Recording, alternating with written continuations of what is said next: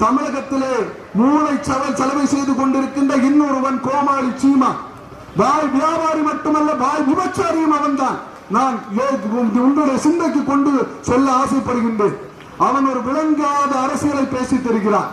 அவனுக்கு தமிழ் தேசியமும் தெரியாது, திராவிடமும் தெரியாது. திராவிடம் என்றால் என்ன?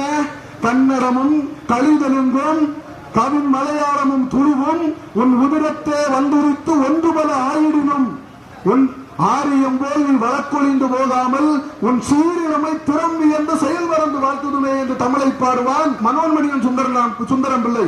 நீங்கள் யோசித்து பார்க்க வேண்டும். திராவிடம் என்பது நிலப்பரப்பு.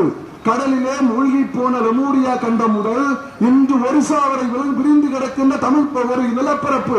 அதில் இருக்கிற கன்னடனும், அதில் இருக்கின்ற தெலுங்கனும், அதில் இருக்கின்ற மலையாளியும், துளு பேசுகிறவனோ தமிழனோ என் தமிழ் தாயினுடைய செல்ல குழந்தைகள்.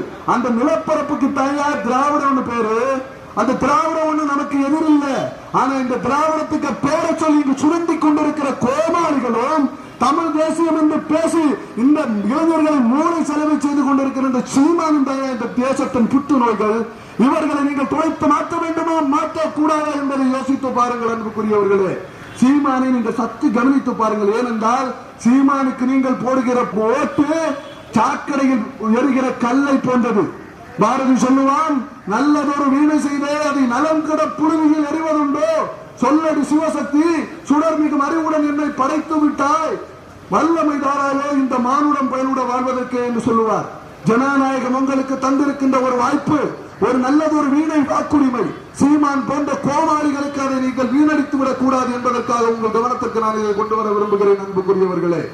அன்புக்குரியவர்களே, சீமானை சற்று கவனித்து பாருங்கள். அவன் சொல்லுவான், இலவசம் என்பது வேண்டாம் என்பான். கவனித்துக் கொள்ளுங்கள், இலவசம் என்பது வேண்டாம் என்பான். ஆனால் ஒவ்வொரு கூட்டத்திலும் உண்டியல் குலுக்கி திரள் நிதி வசூலிப்பான். திரள் நிதி என்பது அவன் அப்பன் வீட்டு சொத்தா? கேளுங்கள், ஏழைகளுடைய பணத்தை அவன் மோசடியாக மக்களிடமிருந்து வசூலிக்கிறான். அடுத்த ஒரு விஷயம் சொல்லுவான், தமிழ் வழியில் தான் கல்வி கற்க வேண்டும் என்பான்.